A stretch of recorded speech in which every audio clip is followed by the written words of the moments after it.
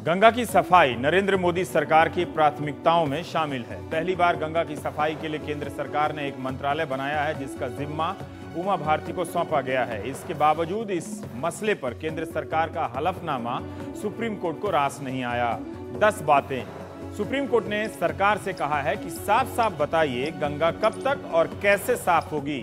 Supreme court का कहना है कि सरकार का हलफनामा दफ्तरी ब्यूरो से भरा है, जिसे देखकर लगता है कि गंगा आने वाले 200 साल में भी साफ नहीं होगी।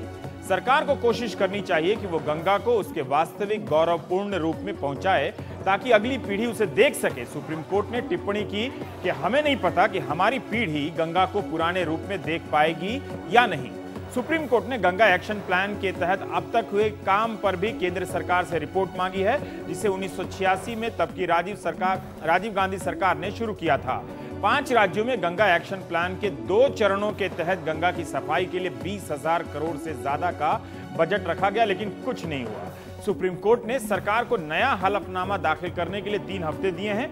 गंगा की सफाई के लिए हर दिन 3000 MLD यानी million litre per day sewage treatment का लक्ष्य था, लेकिन अब तक करीब 1100 MLD ही हासिल हो सका है।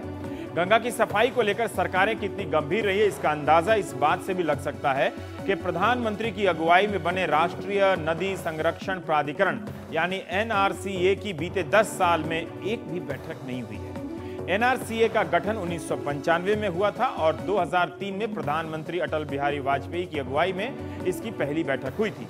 प्रधानमंत्री की अगुवाई में ही बने राष्ट्रीय गंगा नदी बेसिन प्राधिकरण की भी 2009 में गठन के बाद से सिर्फ 3 बार बैठक हुई और कोई ठोस फैसला नहीं लिया जा सका।